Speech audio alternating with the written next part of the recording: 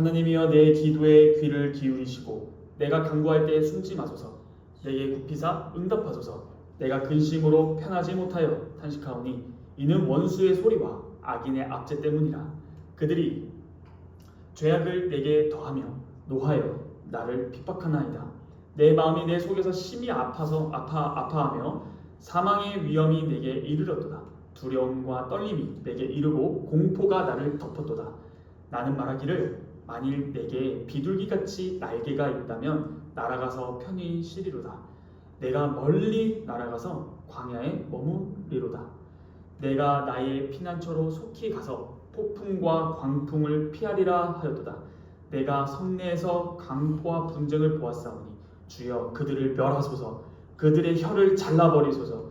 그들이 주야로 성벽 위에 두루 다니니 성중에는 죄악과 재난이 있으며 악독이 그 중에 있고 압박과 속임수가 그 거리를 떠나지 아니하도다. 나를 책망하는 자는 원수가 아니라 원수일진데 내가 참았으리라. 나를 대하여 자기를 높이는 자는 나를 미워하는 자가 아니라 미워하는 자일진데 내가 그를 피하여 숨었으리라. 그는 곧 너로라. 나의 동료, 나의 친구요, 나의 가까운 친구다. 우리가 같이 재미있게 의논하며 무리와 함께하여 하나님의 집 안에서 다녔도다. 사망이 갑자기 그들에게 임하여 산채로 스올에 내려갈지어다. 이는 악독이 그들의 거처에 있고 그들 가운데 있음이로다. 나는 하나님께 부르짖으리니 여호와께서 나를 구원하시리로다. 저녁과 아침과 정오에 내가 근심하여 탄식하리니 여호와께서 내 소리를 들으시리로다. 나를 대적하는 자 많더니 나를 치는 전쟁에서 그가 내 생명을 구원하사 평안하게 하셨도다. 옛부터 계시는 하나님이 들으시고 그들을 낮추시리이다. 그들은 변하지 아니하며 하나님을 경외하지 아니함이니이다. 그는 손을 들어 자기와 화목한 자를 치고 그의 언약을 배반하였도다. 그의 입은 우유 기름보다 미끄러우나 그의 마음은 전쟁이요 그의 말은 기름보다 유하나 실상은 뽑힌 칼이로다. 내 짐을 여호와께 맡기라. 그가 너를 붙드시고 의인의 요동함을 영원히 허락하지 아니하시리로다. 하나님이여 주께서 그들로 파멸의 웅덩이에 빠지게 하시리이다. 피를 흘리게 하며 속이는 자들은 그들의 날에 반도 살지 못할 것이나 나는 주를 의지하리이다. 아멘.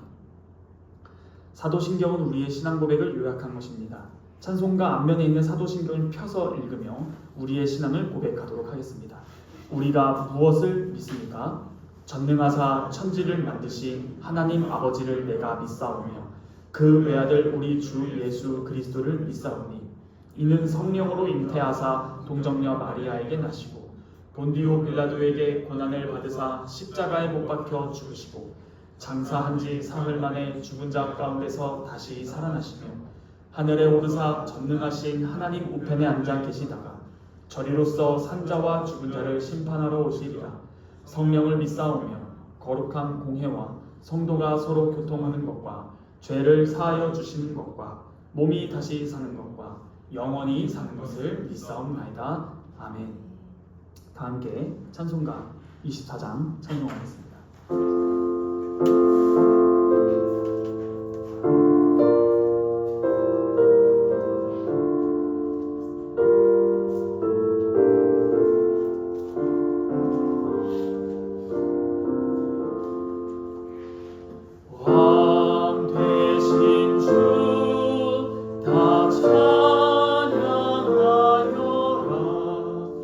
영광과 존귀 주께 돌리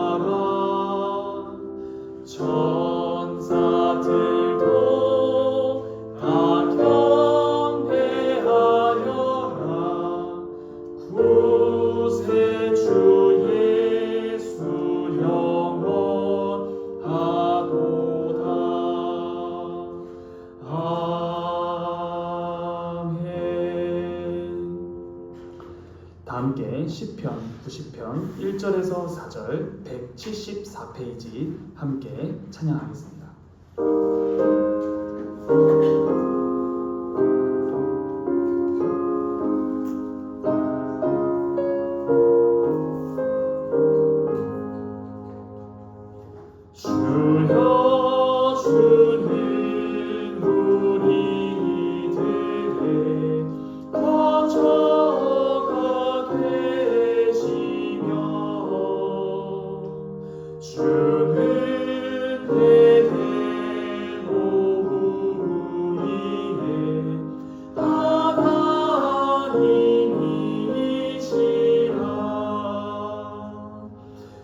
주는 땅과 세계 만물 조성하셨으니 영원부터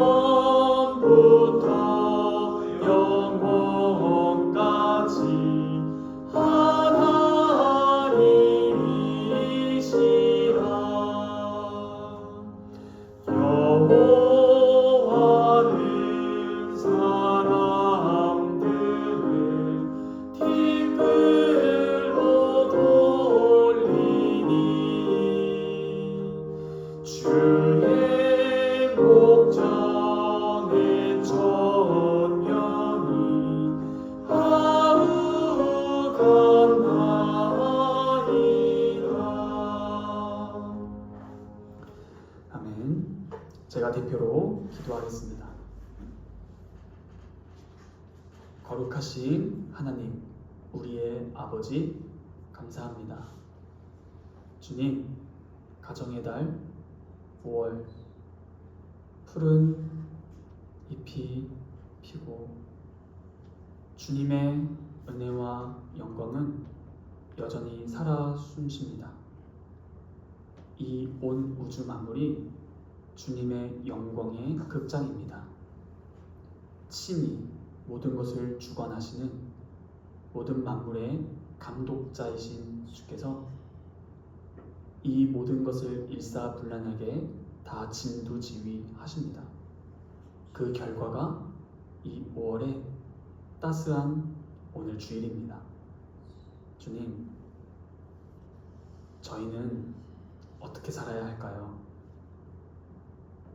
주님의 참된 말씀의 진리에 따르면 많이 살아야 7, 80이고 오늘날 많이 의료가 발전했다고 해도 100세 시대라고 합니다. 그러나 주님 앞에서는 영원부터 영원까지 시간이 다함이 없고 마지막 주님께서 재림하신 이후로부터는 100세 시대가 아니라 영원히 시간의 범주를 떠나 영원히 죄 짓지 않고 영원히 주님의 의로운 시민 생활을 영원히 주님께 영광 돌리는 삶이 끊임없이 영원히 계속될 것입니다. 그 날에 비교할 때 이 짧은 100년 안팎의 이 세월이 얼마나 작은지 저희가 생각하게 됩니다. 주님, 저희는 이제 어떻게 살아야 할까요? 이 땅에서 불신자와 그저 다를 바 없는 삶이 아니라 날마다 주님의 말씀, 이 귀한 성경, 계시를 잘 읽고 묵상하고 기도함으로 성령의 충만함을 구하며 우리의 삶에서 예수 그리스도적인 품성이 나타나고 나를 이 땅에 보내신 하나님의 본의를 이루며 나에게 맡겨주신 사명이 무엇일까를 알아가고 정말 나를 위해서 죽으시고 나를 위해서 다시 사신 그 생명의 능력이 무엇인지 그 복음이 무엇인지 저희가 더욱더 바르게 명확하게 알기를 원합니다. 그러므로 성령 하나님, 이 시간 전하는 자나 듣는 자나 주님의 은혜 안에, 주님의 품 안에, 주님의 사랑 안에 거하여 모두가 깨닫게 하여 주시고 저희에게 필요한 말씀을 공급하사 저희가 마땅히 제거해야 될 것들은 제거하여 주시고 저희가 이 세상에서 살아갈 때에 능히 주님의 말씀으로 모든 것을 분별하면서 나아가야 하겠사오니 저희에게 참된 진리와 지식과 깨달음을 부어주시기를 구할 뿐입니다. 모든 것의 주관자 되시는 아버지여, 우리를 위해서 죽으신 예수 그리스도, 여전히 우리와 동행하시는 성령 하나님, 삼위 하나님, 불쌍히 여기사 저희 이 자리에 참여 모든 자들을 긍휼히 여겨주셔서 주님 저희에게 정말 필요한 말씀을 허락하여 주시고 계속적으로 주님의 말씀이 나의 삶을 인도한다, 나의 삶을 지도한다 라는 우리의 신앙을 잃지 않을 수 있도록 허락하여 주시옵소서. 시대는 악해집니다. 시대는 더욱더 음란해져 갑니다. 시대는 더욱더 패역해져 갑니다. 시대는 이젠 주님을 믿지 않는 시대가 됩니다. 주께서도 친히 말씀하시기를 인자가 다시 올 때 믿음을 보겠느냐? 주님, 점점 시대가 갈수록 믿음은 없어질 것입니다. 그러므로 저희가 이 시대를 살아가고 있는데 어떻게 믿음을 지킬 수 있을까요? 아버지, 저희는 어떻게 살아가야 할까요? 온전히 주님의 말씀에 답이 있습니다. 우리 주 예수 그리스도의 은혜가 너무나 귀하오니 이 시간 선포되는 짧은 시간의 말씀도 우리의 삶을 지탱할 수 있는 말씀이 될 수 있도록 성령 하나님 도우소서. 주님께서 저희의 이 예배 받아주실 것을 간절히 바라옵고 원하옵고 믿사오며 이 모든 말씀 살아서 역사하시는 우리 주 예수 그리스도의 이름으로 감사하며 기도하옵나이다. 아멘. 다 함께 시편 찬송 시편 118편 1절에서 9절 229페이지 함께 찬양하겠습니다.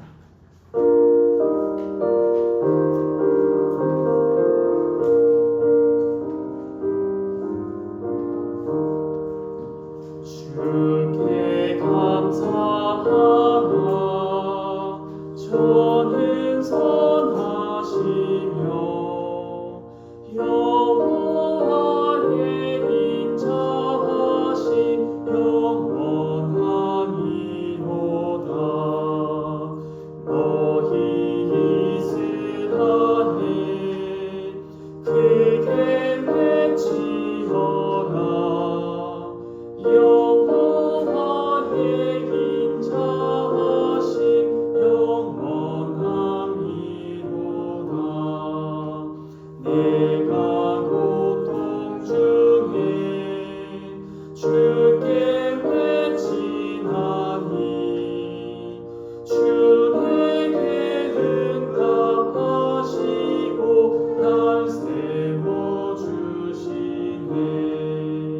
주 내 편이시니 두려움 없도다. 사람 내게 어찌할꼬 날 도와주시네. 우리 여호와께 피난하는 것이 방백을 신뢰함보다 더욱 낫습니다. 아멘. 다 함께 찬송가 50장 부르시면서 준비하신 예물 드리겠습니다. 찬송가 50장은 1절만 부르도록 하겠습니다.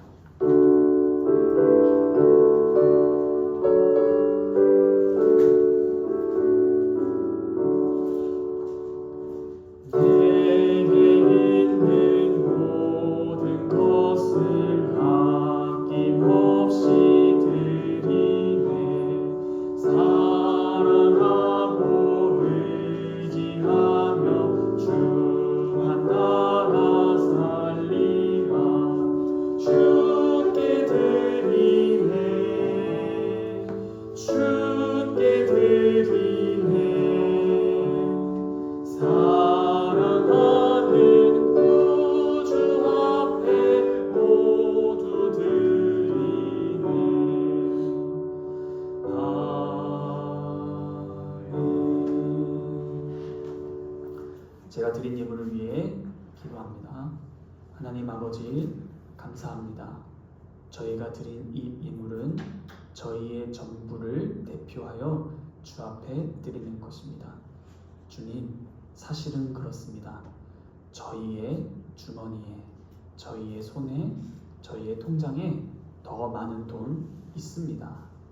다만 저희가 이 드리는 것은 일부를 드리는 것이지만 이 드리는 것이 나의 전부인 이유는 주님께서 나의 생명을 허락해 주셨기 때문에, 또한 나에게 은사도 허락해 주셨기 때문에 내가 열심히 노력하여 일한 그 터가 다 주님의 허락하심임을 고백하기 때문입니다.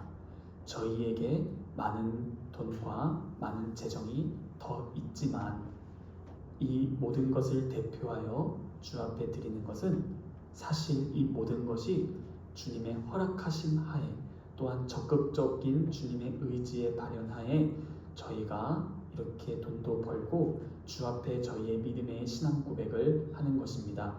이 헌금이 저희의 신앙 고백입니다. 주님께서 나의 모든 것들을 허락해 주셨기 때문에 내가 이렇게 할 수 있었음을 고백하는 행위입니다. 그러므로 주님, 이 작은 예물 너무나 작지만 받아주시기를 구하는 것은 저희 존재 전부를 받아주셔서 이 땅에 저희를 보내신 주님의 뜻을 이룰 수 있도록 우리와 나와 우리가 함께 드린 이 예물을 주님의 나라에 사용해 주시기를 구하는 마음으로 주 앞에 드렸습니다. 주님, 저희의 이 모든 예물을 받으사 무엇보다 저희에게 필요한 말씀을 공급하여 주셔서 저희가 주님의 뜻대로 더욱더 잘 살 수 있도록 성령 하나님 인도하여 주시옵소서. 이 모든 말씀 살아서 역사하시는 우리 주 예수 그리스도의 이름으로 감사하며 기도하옵나이다. 아멘. 오늘 우리에게 주신 하나님의 말씀은 마가복음 3장 13절로 19절입니다.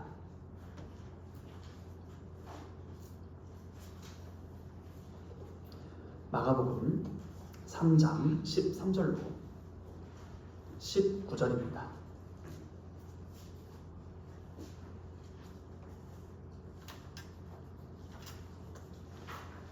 다 찾으셨으면 제가 하나님의 말씀을 봉독하도록 하겠습니다. 또 산에 오르사 자기가 원하는 자들을 부르시니 나아온지라. 이에 12를 세우셨으니 이는 자기와 함께 있게 하시고 또 보내사 전도도 하며 귀신을 내쫓는 권능도 가지게 하려 하심이러라. 이 12를 세우셨으니 시몬에게는 베드로란 이름을 더하셨고 또 세베대의 아들 야고보와 야고보의 형제 요한이니 이 둘에게는 보아너게 곧 우레의 아들이란 이름을 더하셨으며 또 안드레와 빌립과 바돌로메와 마테와 도마와 알페오의 아들 야고보와 및 다데오와 가나나인인 시몬이며 또 가롯 유다니 이는 예수를 판자더라. 아멘. 우리가 어느새 3장으로 넘어오고 드디어 여러분들이 잘 모르는 12 제자들의 명단까지 왔습니다. 여러분, 예수님의 12 제자들 이름 다 아시나요? 다 모르죠? 예, 오늘 읽은 본문에서 그렇다고 합니다. 여기에 12 제자들의 이 명단이 다 써 있어요. 사실 오늘 설교 준비하는 게 제일 어려웠습니다. 왜요? 이 12 제자들의 이름을 왜 썼지? 그냥 소개글? 그게 아니기 때문입니다. 우리가 지금까지 봐왔던 문맥과 맥락상 연결해서 읽었을 때 이 의미는 두드러집니다. 우리가 그동안 봐왔던 말씀들이 있죠. 근데 오늘은 12 제자를 세우시는 사건입니다. 사건이라고 했습니다. 이 12 제자를 세우기 전 배경이 무엇인가 하니 맥락상 권력의 세계, 민중의 세계, 영적 세계가 다 언급된 상태에서 12 제자를 세우는 것입니다. 무슨 말이죠? 권력의 세계입니다. 마가복음 3장 6절에 우리가 마가복음 2장 1절부터 3장 6절까지 몇 가지 에피소드? 5가지 에피소드가 됐습니다. 이 5가지의 에피소드, 즉 예수님의 자기 계시가 두드러질수록 종교 권력자와 정치 권력자들의 태도가 어떻게 엔딩을 맞는가 하니 3장 6절입니다. 바리새인들이 나가서 곧 헤롯 왕과 함께 어떻게 하여 예수를 죽일까 의논하니라. 지금 이러한 배경에서 12 제자를 선택한 것입니다. 두 번째, 민중의 세계입니다. 우리가 저번에 배웠듯이 또 예수님이 치유하시는 것이 소문이 많이 익히 들리죠. 그래서 어느 지역까지 소문이 퍼졌죠? 이방 지역입니다. 예루살렘을 중심으로, 특히 예수님께서 지금 사역하시는 갈릴리 지역을 중심으로 했을 때 남쪽에, 그리고 요단강 동편 건너 쪽에, 그리고 북서쪽에 즉 예수님을 중심으로 동서남북 다 이방까지 팔레스타인 지역을 떠나서 소문이 퍼졌습니다. 어마어마한 소문인 것은 익히 알 수밖에 없는 게 뭐였죠? 이스라엘은 산악지대입니다. 산악지대입니다. SNS 없습니다. 고속철도 없습니다. 따릉이 없습니다. 소문이 퍼진 것입니다. 그랬을 때 사람들이 예수님께 나옵니다. 바닷가에 있을 때 나옵니다. 근데 여기서의 핵심이 뭐였죠? 그 전까지 예수님이 이 땅에 오신 목적이 뭐였죠? 예수님이 마가복음에서 내가 이 땅에 온 목적은 뭐라고 하셨죠? 자, 1장. 자 한다고 자시면 안 되고요. 자, 1장. 여기서 예수님이 이 땅에 오신 목적이 나옵니다. 그게 뭐예요? 그렇죠. 내가 이 땅에 온 이유가 뭐다라고 친히 예수님의 사역이 1장 14, 15절에서 15, 16절에서 복음을 전하신 다음에 계속적으로 이유로 나오는 것이 가르침 사역 아니었습니까? 그 다음 오늘도 나오겠지만 1장에서 예수님께서 이 땅에 오신 이유가 뭔가 하니 38절입니다. 이르시되 우리가 다른 가까운 마을들로 가자. 거기서 전도하리니 내가 이를 위하여 왔노라. 예수님께서 뭐하러 오셨다고요? 전도. 그래서 이 개념을 토대로 예수님 복음, 회개하라, 천국이 가까이 왔다. 복음을 믿으러 회개하라 라는 것을 계속적으로 가르친 거예요. 그런데 저번 주에 바닷가에 물러가셨는데 놀랍게도 예수님께서 바다로 물러가시니 했을 때 가르치심이 없습니다. 안 가르치십니다. 다시 말씀드릴까요? 예수님의 가르침과 상관이 없습니다. 무엇이? 나의 병고침은 예수님의 가르침과 딱히 상관없습니다. 무슨 말이죠? 예수님이 오신 목적이 뭐하러 오셨다고요? 전도. 이 전도는 캐릭소, 즉 선포입니다. 캐리그마. 선포하는 거예요. 이 전도는 이렇게 번역하면 좋습니다. 설교로 번역하는 게 맞습니다. 그럼 예수님께서 설교하러 오셨다? 그럼 뭐하러 오신 거예요? 예수님이 하나님 나라의 복음을 선포하시는 것이죠. 그런데 오늘 저번 주에 본문이 뭐였어요? 하나님께서 친히 그분의 나라를 완성하신다라는 그 복음을 가르치지 않아도 예수님께 옵니다. 그러면 이 말은 뭐예요? 예수님의 가르침을 들으러 왔다 아니다? 아니다. 그럼 왜 왔다? 치유받으러 왔다. 우리가 예전에 청년부에서 신앙, 구원의 신앙에 대해서 배웠을 때 구원의 신앙이 아닌 세 가지와 구원의 신앙 네 가지 포함해서 앞에 세 가지 기억나시나요? 첫째, 무슨 신앙? 구원이 아닌 신앙.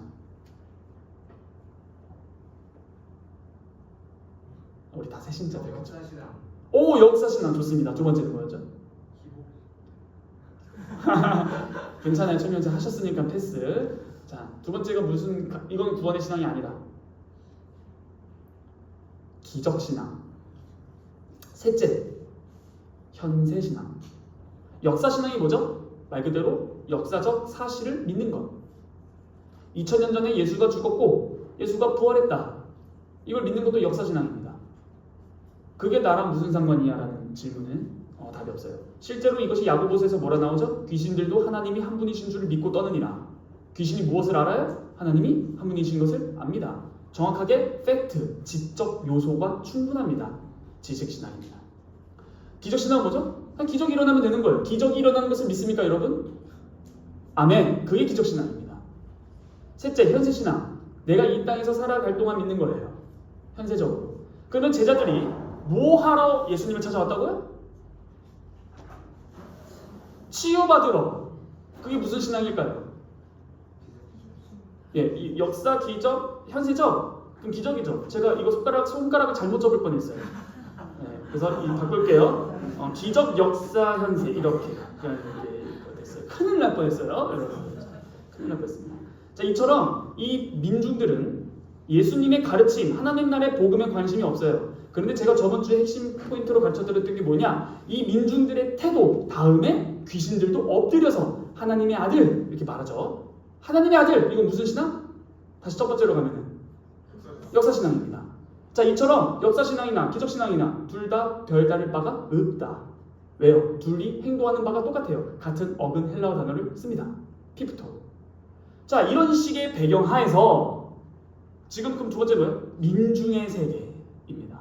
그리고 방금 말씀드렸던 영적 세계, 이러한 권력의 세계, 민중의 세계, 영적 세계 하에서 12제자를 세우신다. 이것입니다. 이해되시죠? 그런데 우리가 저번 주 말씀 한 번만 더 보면 7, 8, 10, 12절 한 번만 보면은 7, 8절에 어떤 단어가 나오면 많은이라는 단어가 나옵니다. 많은. 큰 무리가 있어요. 이 큰 이게 많은 무리예요. 많은. 많은 이 헬라어로 폴루. 그다음 10절에 많은 사람을 폴루스. 12절 많이 폴라. 계속적으로 많다, 많다, 많다. 이런 식으로 같은 유의 낱말을 반복적으로 지금 사용하고 있습니다. 마가가. 자, 이게 뭐예요? 12를 세우신 시점의 맥락을 파악하는 것에 있어서 중요한 것입니다. 너무나 많은 민중과 너무나 많은 사람들이 몰려와요. 예수님께서 제자들을 세워 예수의 사역에 동참시켜 함께 이를 세워나가기 위해서 이들을 세우는 것입니다. 이해되시죠? 할 일이 많아요. 그리고 나서 오늘 본문으로 들어가 봅시다. 13, 14절 어떻게 보면 다 읽진 않을게요. 이게 굉장히 헬라어로 운율적이에요. 카이라는 헬라어인데 이게 접속사 뭐죠? 그리고 이런 그러나 이런 식이에요. 자, 이렇게 됩니다. 땡땡땡 올라가신다. 그리고 가까이 부르신다. 그러자 그들이 나왔다. 그리고 12를 세우셨다. 이런 느낌이에요. 계속적으로 접속사가 나와요. 이러한 문장의 구조가 뭐예요? 일종의 끊임없는 체인 구조. 뭐뭘 했다, 그리고 했다, 그리고 이렇게 됐고, 그리고 이렇게 됐다. 자, 결국에는 이 일련의 반복되는 행동의 끝이 뭐예요? 그리고 엔딩 마지막이 뭐예요? 뭐로 끝나요? 14절. 세우셨으니로 끝나죠. 그러면 이러한 모든 행동들의 목적은 뭐다? 궁극적인 목적은 12 임명이 오늘의 핵심 포인트다 라는 거예요. 이들이 얼마나 12제자를 세운 게 중요하냐면은 이렇게 14절에 말해놓고 16절에 또 말해요. 12를 세우셨으니 강조하고 있는 것입니다. 그런데 13절에 또 산에 오르사 하면서 굉장히 중요한 단어가 나옵니다. 자기가 원하는 자들을입니다. 뭐냐? 그 자신이 원했던 바입니다. 예수님이 너무나 간절히 원했던 바를 행하시는 목적이 뭐였다? 12를 세우는 것이었다. 자, 여러분들께 질문 드려보겠습니다. 예수님께서 12를 세우는 지금 배경은 어디? 13절 읽으시면 돼요. 산. 그리고 몇 명을? 그러면 산에서 12를. 뭐 떠오르시는 거 없으신가요? 이거는 그냥 산에서 12를 세웠다는 게 아니라 역사적, 신학적 의미가 내포된 지형과 숫자입니다. 12 지파, 산, 신의 산. 거기서 뭐예요?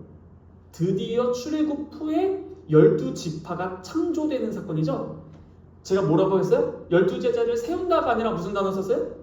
창조된다. 실제로 이 본문에서 12를 세우셨으니 14절에 세우셨다가 직역하면은 창조하다, 만들다라는 겁니다. 12를 만드셨습니다. 세웠다라는 것이 이게 세웠다가 아니에요. 12를 창조합니다. 새 이스라엘. 새로운 창조가 시작되고 이 이스라엘 12지파를 대표하는 12사도가 무엇의 기초석이 되죠? 에베소서 2장 20절 교회의 기초돌이 되죠. 예수 그리스도께서 모퉁이 돌 되신 그와 함께 12기초석이 됩니다. 그러므로 이 터에서 교회가 세워지죠. 그러면은 이건 뭐예요? 교회는 창조된다라는 표현입니다. 교회는 건물이 아니죠. 그러므로 12를 세우셨다라는 것을 교회로 시작을 본다면 여러분들도 교회라면 여러분들이 바로 재창조된 존재이다라는 것을 알 수 있겠습니다. 실제로 출애굽 후 출애굽기 19장 5절에서 6절에서 이스라엘을 향한 하나님의 말이 있습니다. 이스라엘이 어디에서? 한번 우리 출애굽기 19장 5, 6절 한번 찾아가 볼게요. 출애굽기 19장 5, 6절입니다.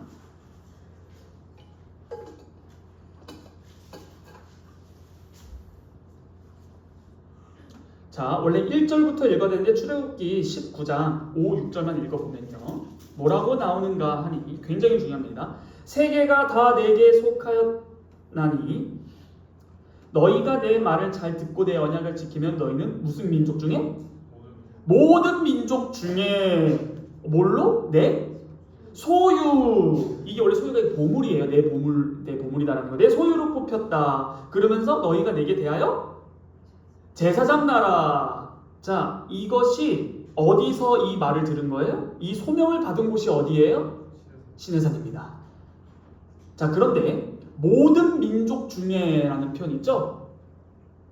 이게 굉장히 중요해요. 방금까지 앞에 폴루스 막 이렇게 했죠. 그게 뭐였어? 많은 이방 지역까지 모든 민중, 많은 민중 중에 몇 명이 뽑힌 거예요? 12. 그리고 그들에게 소명을 주세요. 좀 이따 읽을 거지만 나와 함께 머물라. 그리고 복음을 전도해라. 축귀해라. 소명을 주시죠. 그리고 이들이 교회의 초석, 우리의 새로운 이스라엘로서 왕과 같은 제사장 역할을 하게 됩니다. 이런 식으로 암시가 되고 있는 것 같아요. 실제로 이스라엘이 12지파로 범주화되어서 하나님과 첫 언약을 체결한 곳이 시내산입니다. 그런데 여러분 12라면 지파만 아시죠? 여러분에게 또 새로운 거를 좀 알려드릴게요. 민수기 1장으로 가볼까요? 민수기 1.1 민 1.1 자, 민 1.1부터 4절까지인데 제가 한번 읽어볼 테니까 잘 보세요. 이스라엘 자손이 애굽 땅에서 나온 후 둘째 해, 둘째 달, 첫째 날, 몇 년? 2년 2월 1일에 여호와께서 시내 광야 회막에서 모세에게 말씀하여 이르시되 너희는 이스라엘 자손의 모든 회 중 각 남자의 수를 그들의 종족과 조상의 가문에 따라 그 명수대로 계수할지니. 그래서 민수기잖아요. 백성을 계수한 거. 그래서 민수기죠. 계수할지니 이스라엘 중 20세 이상으로 싸움에 나갈 만한 모든 자를 너와 아론은 그 진영별로 계수하되, 중요합니다. 각 지파의 각 조상의 가문의 누구를? 우두머리를 몇 명씩? 그럼 우두머리 몇 명이에요? 12명이죠? 12지파 전체 이스라엘을 대표하는 12우두머리. 그러므로 이스라엘 12지파뿐만 아니라 이스라엘 12지파로 되는 온 이스라엘을 함께 인도하는 12우두머리. 이게 12제자를 세운 배경입니다. 단순히 12지파를 넘어 그 모든 교회를 지도할 사도입니다.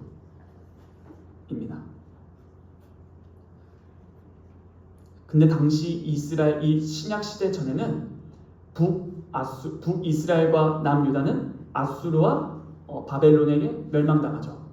실제로 포로로 끌려가 흩어집니다. 12지파 이스라엘은 유명무실합니다. 이러한 역사적인 배경과 상황 하에서 예수님께서 바로 메시아로서 자신을 따르는 12를 숫자 범주화하여 세우시는 것은 마치 모세가 그러했듯이 예수님께서도 산에 올라 자신을 따르는 본인이 원하는 자들을 12로 세우신 것입니다. 즉, 지금 예수님께서 하시는 사역은 종말론적인 새 이스라엘을 불러 모으는 새 출애굽 운동이다라는 것입니다. 여러분, 우리가 종의 노래 들었었죠? 기억나시나요? 종의 노래. 그쵸? 종의 노래가 몇 곡 부르죠? 몇 곡 부른다? 몇 곡 부르죠? 4곡. 몇 장? 42장, 49장? 여기까지. 50장? 53장. 그쵸. 52장, 13절에서 53장. 원래 장절이 부르면 잘못됐다 했죠. 이렇게 4개의 종의 노래가 나오죠. 그런데 49장은 몇 번째 종의 노래예요? 49장은 몇 번째 노래예요? 그렇죠. 한번 49장 5에서 6절로 가볼까요? 이사야서입니다. 이사야서 49장 5, 6절입니다. 두 번째 종의 노래.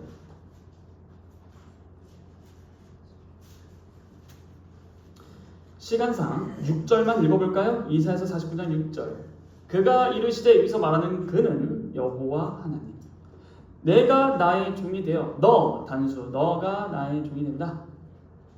뭐예요? 야곱의 지파들을 일으킬 것이다.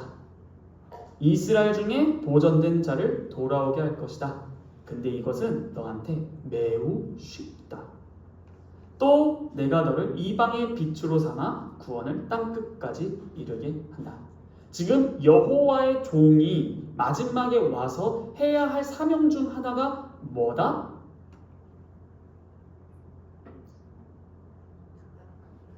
야곱의 지파들을 일으킨다는 게 무슨 지파예요? 12지파를 일으킨다. 이게 이스라엘의 보존된 자, 남은 자들을 돌아오게 할 것이다. 지금 그게 예수님께서 하시는 12를 세우는 장면입니다. 그래서 지금 이 12를 세웠다는 것은 가만 보자, 12 뽑자가 아니라 바로 구약에서 예언된 메시아의 사명입니다. 그러므로 지금 예수님께서는 이스라엘을 회복시키는 모습을 12 제자인 사도들을 세움으로써 내가 마지막에 종말에 예표된 그 종으로서 사역을 해 나아간다는 것을 알려주는 것입니다. 실제로 예수님께서는 방금 읽었던 이사야서 49장 5, 6절에서 이방에까지 구원을 베푼다고 했을 때 우리가 전절에서 봤듯이 이방 지역까지 병든 자와 귀신 들린 자가 예수님께 구원을 얻으려고 치유를 받으려고 나오는 것을 알 수 있습니다. 이러한 배경이 바로 지금 오늘 본문인 것입니다. 산과 열둘이라는 장소와 숫자라는 개념이에요. 그러므로 산에 오르셔서 열둘을 세우신 것은 무슨 사건이다? 예수님의 자기 계시입니다. 열둘을 산에서 세우심으로 내가 누구게를 간접 화법으로 말하는 것이에요. 그럼 누구예요? 종말에 올 여호와의 종 메시아다라는 겁니다.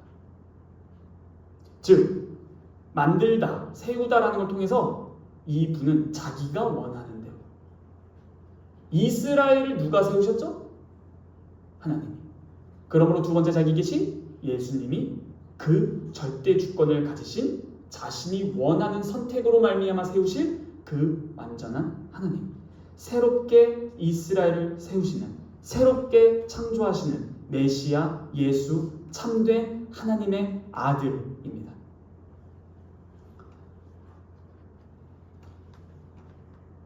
열두를 세우신 목적에 대해서 한번 살펴보겠습니다.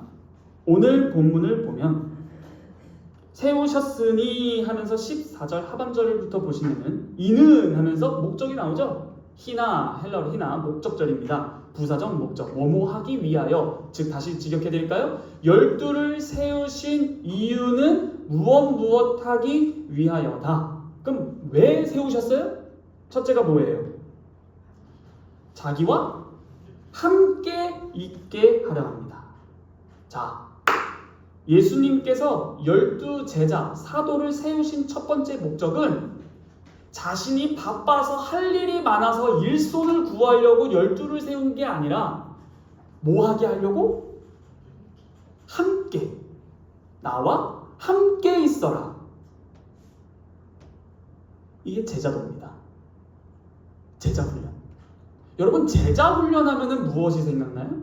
여러분, 제자 훈련 혹시 받아보셨어요? 제자 훈련 안 받으신 분 손 들지 마세요. 다 받으셔봤죠? 어떻게 받으셨어요? 뭐 했어요? 제자 훈련 받으셨을 때? 교재, 성경 공부 뭐 이런 거 하셨죠? 근데 마가복음에서 말하는 제자를 삼은 첫 번째 목적은 나와 함께 있으라라는 것입니다. 그러므로 마가복음에서 말하는 제자도의 실패는 그러면 무엇이에요? 아니, 제자로 세우신 목적이 뭐예요? 나랑 같이 있으려고 리을미, 물미예요. 그러면은 마가복음에서 말하는 제자도를 실패하는 거는 뭐예요? 떠남이에요. 맞아요. 그게 실제로 제자들의 삶입니다. 예수님께서 분명히 그러시지 않나요? 마지막 십자가 기도 겟세마네에서 하실 때 너희는 나와 함께 여기서 머물라. 근데 어떻게 돼요? 그게 제자도의 실패입니다. 이렇게 질문해 볼까요? 고난받을 때 너희들은 나랑 끝까지 함께 있을 수 있어? 뭘 하라라는 게 아니라 다시 말하노니 너는 나랑 끝까지 함께 머물래? 에 대한 반응이 제자도의 성공과 실패지. 언제 뭐 하라고 했습니까? 그렇게 말씀하신 적 없습니다. 나랑 함께 있게 하려고 12를 세우신 겁니다. 이 터에서 우리가 무엇을 간추할 수 있을까요? 이들은 12지파를 대표하는 동시에 12우두머리라고 했죠. 다시 말해 교회를 대표하는 대스승들이에요. 지도자들입니다. 그러므로 이 지도자의 삶은 이후로 오는 교회의 뭐가 돼요? 모범이요 삶의 방식이 된다. 즉 새로운 백성 전체의 삶이 어떠해야 하는지를 제자 12제자를 통해 알 수 있다. 그러므로 이 12제자들의 삶은 곧 우리가 그 터 위에 세움을 받은 교회인데 우리의 삶이 어떠해야 하는지를 알려주는 좋은 교훈이다. 그러므로 교회는 무엇을 해야 하는가가 아니라 누구와 함께 있는가가 핵심입니다. 제자란 무엇을 하는 게 아니라 누구와 함께 있는가, 수직적 교제입니다. 우리 주 예수 그리스도를 나의 삶에서 주인으로 모시고 그분의 뜻대로 인도함을 받으며 그분의 길에서 여호와의 길, 하나님의 길, 그 호도스, 그 길에서 이탈하지 않는 것, 그것이 제자입니다. 실제로 예수님과 항상 함께 있어야 됩니다. 예수님은 약속하셨죠? 내가 너희와 세상 끝날까지 항상 함께 있으리라. 이것이 제자도의 출발이지 예수님께 제자 한번 해야 되는데 뭐 해야 되지? 라고 말씀하신 적 없습니다. 실제로 제자들은 실패합니다. 마가복음 14장 34절에서 너희는 여기서 머물러 깨어있으라. 왜 깨어있으라고 했죠? 이 깨어있으라는 게 뭐죠? 기도하라. 시험에 들지 않도록. 그럼 그 시험이 뭐였어요? 다 떠나는 것입니다. 실제로 마가복음 14장 34절에서 머물러 있으라 했는데 불과 몇 절 후 50절에서는 다 버리고 도망하니라. 여러분, 깨어 기도하지 않으면 어떻게 된다? 제자도에서 이탈한다는 거예요. 기도하는 것은요, 무엇을 해주십시오, 무엇의 삶의 문제를 해결해 주십시오 하기 전에 깨어서 기도하는 목적은 그분과 함께 머물기 위해서입니다. 우리가 기도를 해야 하는 것은 그분과 함께 하는 것이 먼저이기 때문입니다. 그러므로 마가복음에서의 제자도란 무엇일까요? 바로 제자훈련이란 무엇을 하는 것이 먼저가 아니라 주님과 늘 동행하는 삶이 먼저이고 제자도의 핵심을 알 수 있겠습니다. 그러므로 작은 소결론으로 내리고 다음으로 넘어가겠습니다. 내가 지금 어떤 상태 가운데 있는가? 이거를 다른 말로 하면 나는 제자가 맞는가? 이렇게 풀어볼 수 있겠습니다. 두 번째입니다. 12제자를 세우신 목적. 두 번째, 나랑 함께 머물게 있게 한 다음에 뭐예요? 또 보내사 전도하고 귀신을 내쫓는 권능입니다. 자, 12제자들은 결국에는 보냄을 받기 위해서 세움을 입은 겁니다. 보냄 받은 자가 뭐죠? 이게 사도의 뜻입니다. 아포스톨로스. 뭐예요? 사도. 아시죠? 사도 뜻이 뭐예요? 여러분, 메시아 뜻이 뭐예요? 기름 부음 받은 자. 사도의 뜻이 뭐예요? 보냄 받은 자예요. 이 말씀 기억하시나요? 보내심을 받지 않았는데 어찌 전파하리요? 그러면은 전도하는 게 먼저예요? 보냄을 받는 게 먼저예요? 아버지께서 나를 보낸 것 같이 내가 너희를 보내노라. 보냄을 받지 아니했으면 머무십시오. 배워야 되는 겁니다. 어련히 때가 되면 내가 너희에게 알려줄 건데 왜 이렇게 뭐가 급하냐? 보냄을 받는 목적은 뭐예요? 전도하고 축기입니다. 여기서 전도는 뭐라 했어요? 캐리그마. 그 전에 캐릭소, 선포, 설교, 전파입니다. 여러분, 무엇을 선포하는 거예요?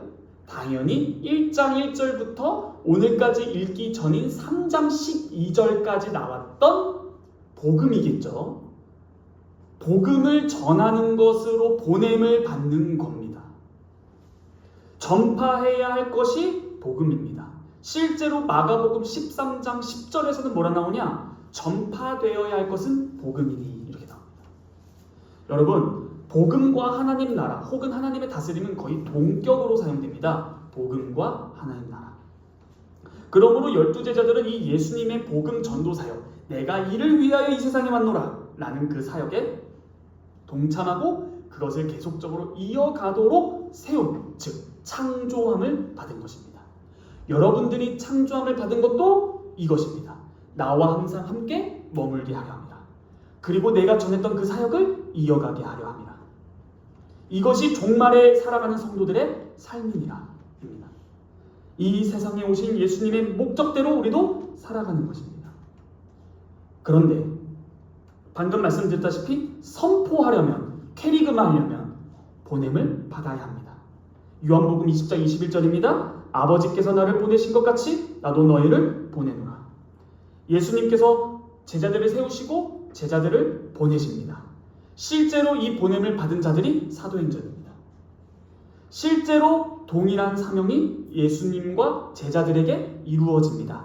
아버지의 사명입니다. 예수님을 보내신 것도, 예수님이 제자들을 보낸 것도 아버지의 뜻을 이루는 맥락에서 있는 것이지, 그러므로 오늘날 우리가 어떤 직업 소명론을 갖는다라고 한다는 것은 하나님 나라의 연속선상으로서 있어야 하는 것이지, 이것과 이탈해서 나의 삶 따로 주의 삶 따로는 아닙니다. 보냄을 받지 않은 것입니다. 그러므로 보냄을 받는 것이 여기서 먼저임을 알 수 있습니다. 보냄을 받아서 뭐 한다 했죠? 전도합니다. 여러분, 여기서 또 작은 소결론을 내려보겠습니다. 근현대에 이르러 전도라는 말만큼 천박해진 단어가 없습니다. 질문해 보겠습니다. 여러분, 전도하면 무엇이 떠오르나요? 전도하면 뭐가 떠올라요?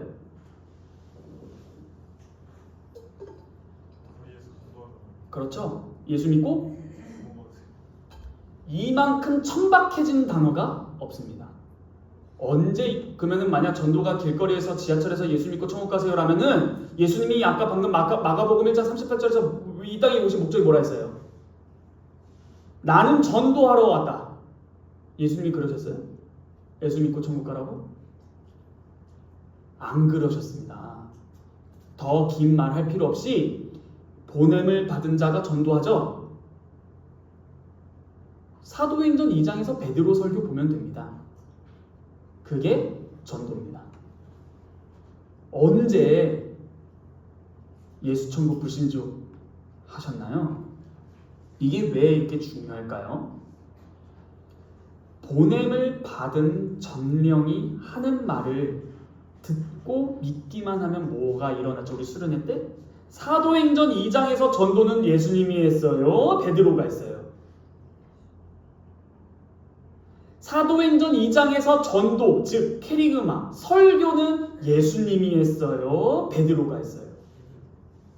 베드로가 전한 말을 듣고 믿어서 어떠한 절차를 밟았죠? 회개하고 세례를 받고, 기억력 다들 대학생들인데 이 수능 외우는 거 기가 39?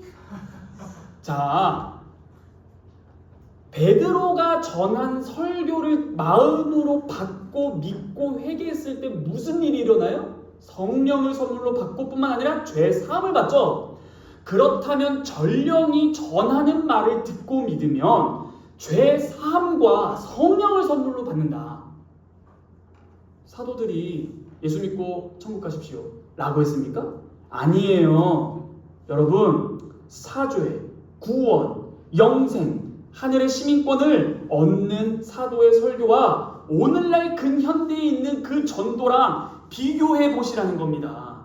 사도행전 2장을 직접 읽어보세요. 이 말을 제가 왜 이렇게 하는 거예요? 한마디 정리.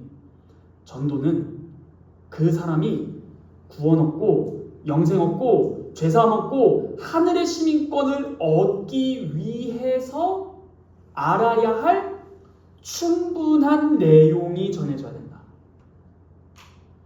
충분한 내용이 전해져야 한다. 그래서 제자들은 예수님 곁에서 머물렀던 겁니다. 왜요? 보고 배우는 거예요. 어떻게 전도하시나. 예수 믿고 천국 가라고요? 잘 모르겠습니다. 그렇게 해서 사람들의 반응이 양심의 찔림을 받아 나와 우리가 어찌할꼬 라고 하나요? 아니면 생각해 볼게요. 충분한 내용이 전해지지 않은 거예요. 전도는 예수천국 불신족이 아니라 예수님과 사도가 한 것이 전도입니다.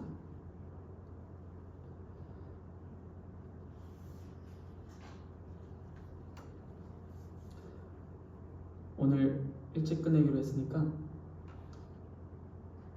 다음 제가 지금까지 설교 준비하면서 제일 어려웠던 12제자 명단으로 넘어가겠습니다. 여기까지 잘 이해되셨죠? 자, 형제 방금 오늘 16절부터 19절까지 12제자들의 명단이 나오죠? 특이한 거 발견하셨나요? 이름을 더하시는.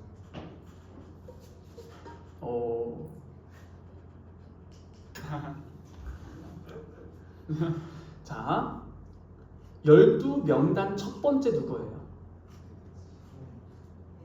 베드로. 두 번째? 세 번째? 이 세 명의 특징 뭔지 아십니까?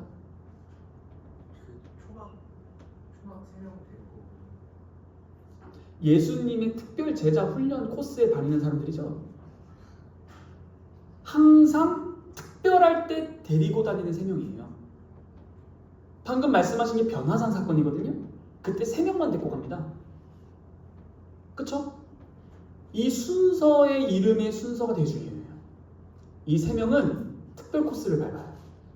그런데 방금 형제가 맞출 줄 몰랐던 것 중 하나가 뭐냐면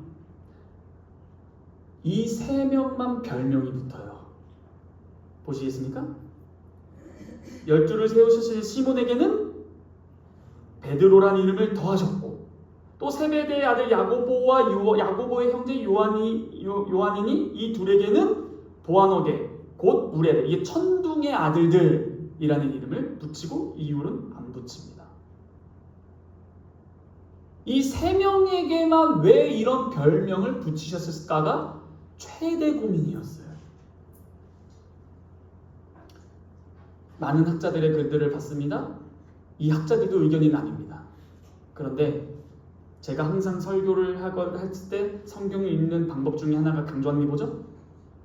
맥락, 문맥, 그쵸? 베드로의 별명이 뭐라고요?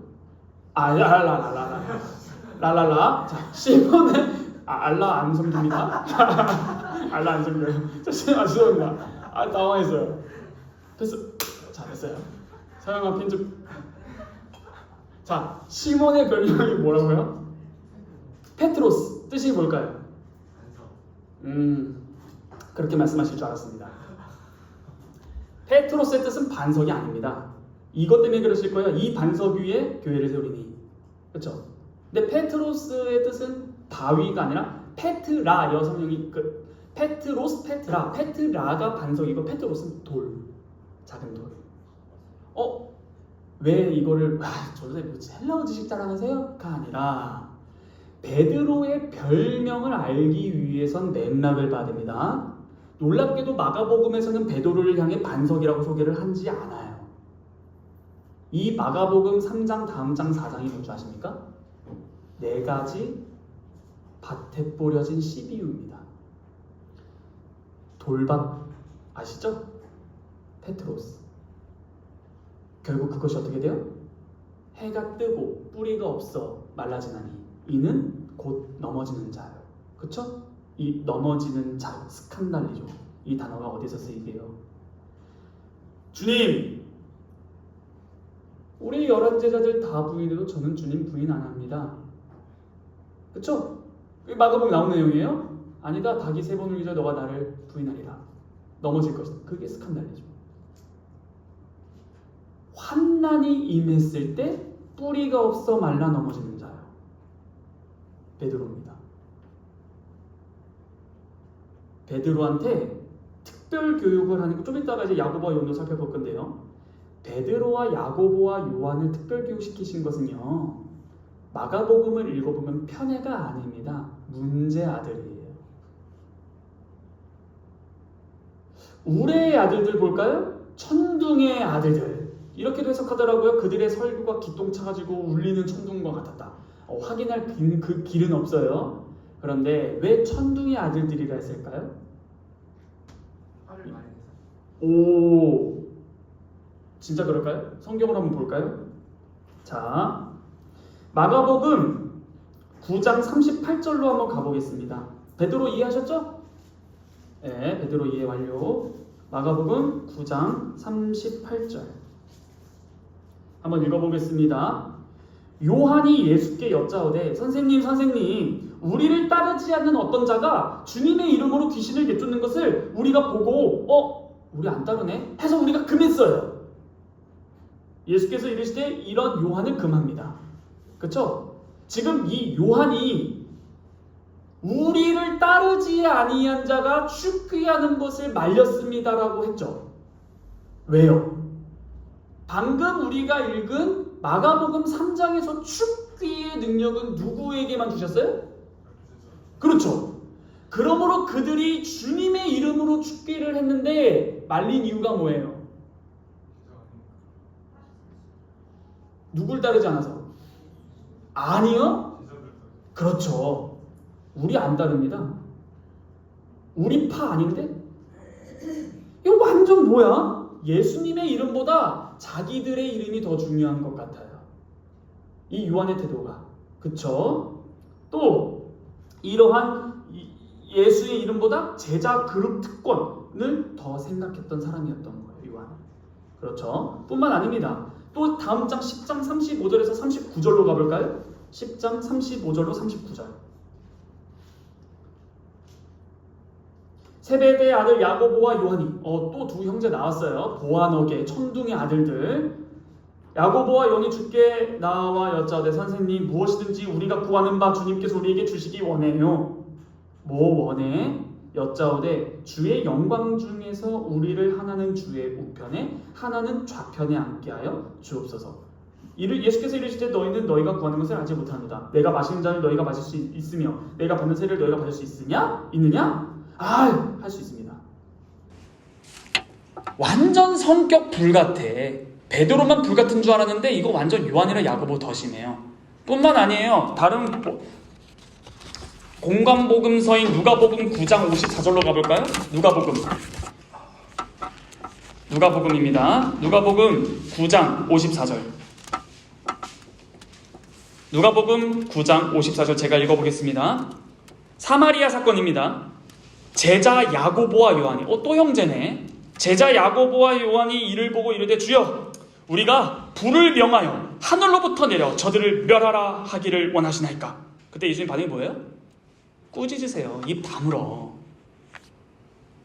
자, 이 정도만 볼까요? 왜 이들에게 보아너게 천둥의 아들들이라는 이름이 붙여진지 살짝 감이 오십니까? 왜일까요? 이들은 급하고 나서기를 좋아하는 성격의 보유자들입니다. 베드로는 넘어집니다. 페트로스, 보아너게 이들이 하는 행동을 보면 나서기 좋아하고 자기들이라는 이 아상과 아집이 가득 차서 우리를 따르지 않으면 예수를 따르지 않으면 아니라 우리를 따르지 않으면 안 됩니다. 라고 하며 자신의 특권 의식층에 사로잡힌 자들입니다. 그래서 이 셋에게 별명이 붙습니다. 즉, 이 세 명을 통해서 교훈적 경고를 오늘날 우리에게도 주십니다. 사실 12 제자들 중에서 이 세 그룹은 친밀한 내적 그룹에 속하겠죠? 이 내적 그룹에 속한 세 명은 나머지 제자들을 대표한다고도 볼 수 있을 것 같아요. 그러므로 첫째는 이 세 명만 나쁜 놈들이에요? 다 똑같다. 왜요? 다 버렸잖아요. 다 똑같다.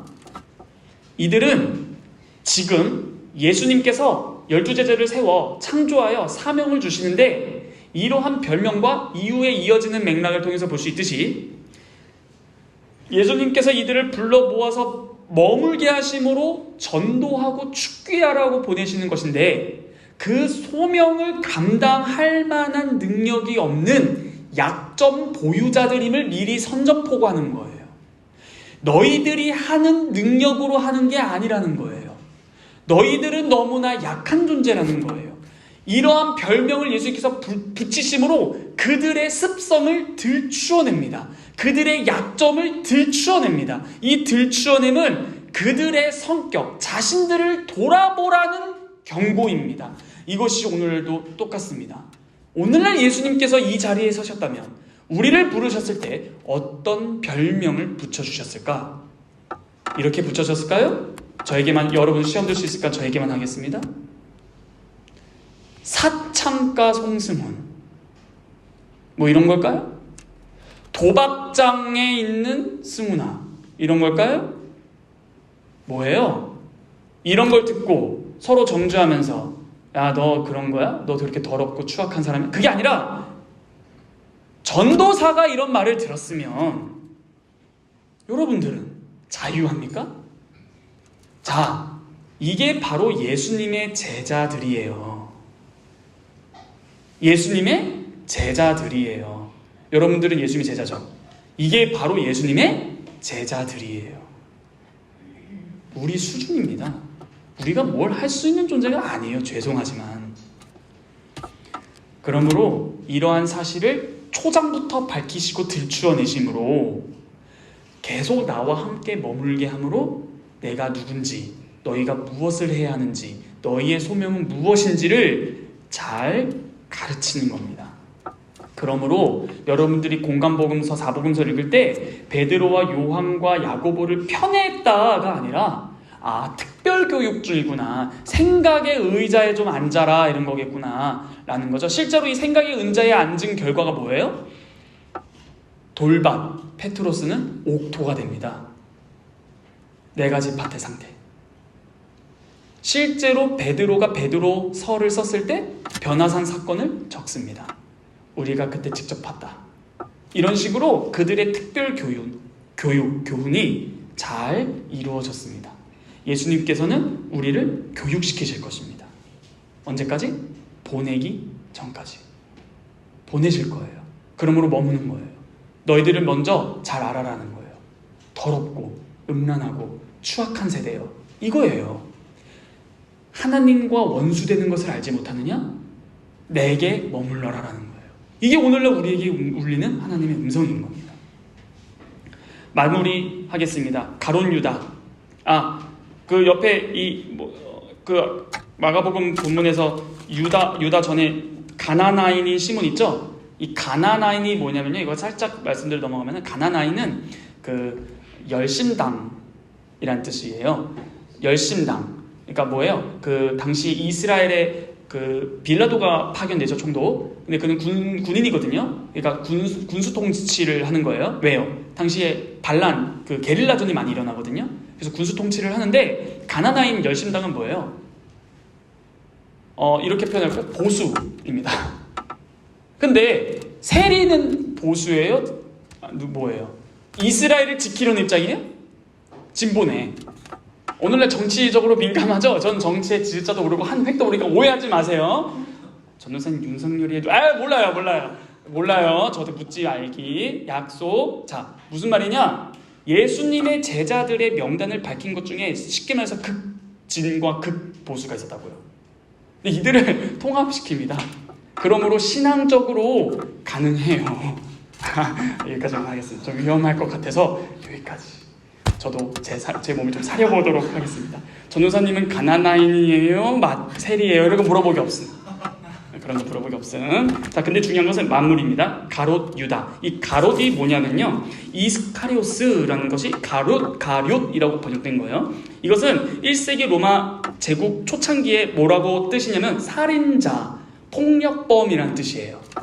실제로 로마 당시에 무력 항쟁을 했던 자들을 이스카리오스, 가룟 이렇게 부릅니다. 근데 이 가룟 유다, 살인범이라는 뜻을 가지면은 살인범 유다예요. 근데 이것이 맞는 게 왜예요? 바로 유다에 대한 설명이 어떻게 끝나요? 예수를 판자로, 이 판자가 뭐였죠? 저번에 기억나시나요? 파라디도미, 넘긴 자더라. 세례 요한이 넘겨진 후 예수님께서 누구의 길을 걸어가시죠? 세례 요한의 길을 걸어가시죠. 세례 요한이 넘겨지죠. 파라디도미. 근데 예수님도 지금 어떻게 된다? 파라디도미 된다. 그러므로 요한이 팔려서 죽었듯이 예수님께서도 그 길을 가는 자로서 팔려서 죽을 것을 알려주고, 그 뒤를 따르는 제자들도 베드로야, 너는 지금 너가 가는 그대로 하는데 너는 마지막에 어떻게 되죠? 십자가에 똑같이 거꾸로 해서 또 죽어요. 그러므로 이 길은 무슨 길? 죽음의 길이에요. 어떻게? 예수님 제자는 곧 죽음의 길, 예수님과 함께 머무는 사람. 방금 뭐라고 질문했어요? 너 나랑 함께 머물래? 자, 어떻게 할 거예요? 잠수함에 물이 차고 있습니다. 자, 나갈 거예요? 있을 거예요? 이게 예수님의 제자도의 성공이냐 실패냐예요. 어떤 어려운 환경이 있어도 예수님과 함께 머물 것인가, 즉 죽을 것인가. 이 죽으라는 게 냅다 죽으라는 게 아니라 정말 우리는 죽어서 나를 주장하지 않을 것인가. 이게 되게 중요한 것이죠. 그러므로 이 가룟 유다 사건을 통해서 이렇게 마무리하겠습니다. 이거 지금 12제자 누가 세웠어요? 네, 예수님이 세웠죠? 왜 세웠어요? 머물고 전도하고 죽게 하는 하나님 나라의 사역을 이어가게 하려고 세웠죠? 근데 가룟 유다를 누가 세웠어요? 그렇죠? 지금 하나님 나라의 사역을 확장시키기 위해서 12를 세웠는데 이 한 사람이 세운 자를 넘길 생각으로 이 단락이 끝납니다. 이런 질문을 할 수 있을 것 같아요. 하나님 나라는 좌초될 것인가? 이어갈 것인가? 그렇죠? 그런데 어떻게 되죠? 이 질문은 마가가 마지막 장까지 답하지 않습니다. 놀랍게도 역설적으로 3장 6절에서 바리새인들과 종교 지도자들인 바리새인들과 정치 지도자인 헤롯 당이 예수를 어떻게 죽일까 의논하노라 라고 나오죠. 그러고 나서 오늘 19절에 예수를 넘길 자로라. 그럼 누구에게 넘긴다라는 거예요? 걔네들이죠. 걔네들, 윗애들. 이러한 가운데 예수님이 주권적으로 선택한 거예요.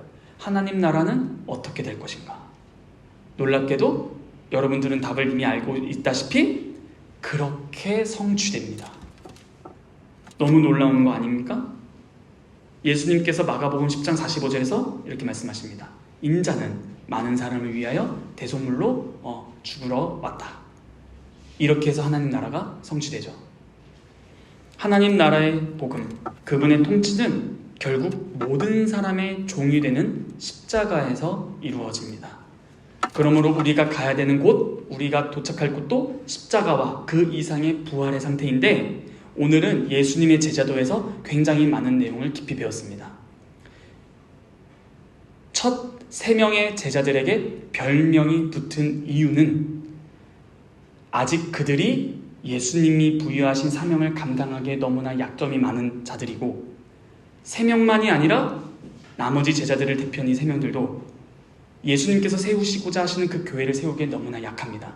그런데 예수님의 입장에서는 시간이 얼마 남지 않았습니다. 예수님께서는 다 아시거든요. 얼마 남았어요? 1년 차라고 하면 2년 남았습니다. 2년 동안 이들을 다 가르쳐야 돼요. 그래서 실제로 페트로스가 돌밭이 옥토가 되기도 하고, 보아너게 천둥의 알을 들인 그들이 혈기 있고 자기 생각하고 사납고 나서기를 좋아하는 이들이 나중에는 결국에는 끝까지 하나님 나라를 전하는 그런 자들로 훈련받습니다. 그러므로 제가 오늘 큰 하나의 결론을 내려드리겠습니다. 마가복음이 설명하는 제자란 우리의 죄성을 아는 것이며, 그분과 함께 머물고 그분이 사역하신 하나님 나라의 깊고 충분한 내용을 전하는 것입니다. 그러하기 위해서는 먼저 배우고 머물러야 할 것입니다. 이것이 오늘 12제자를 세우고 교회의 기초석을 만드신 창조하신 예수님의 뜻입니다. 기도하겠습니다.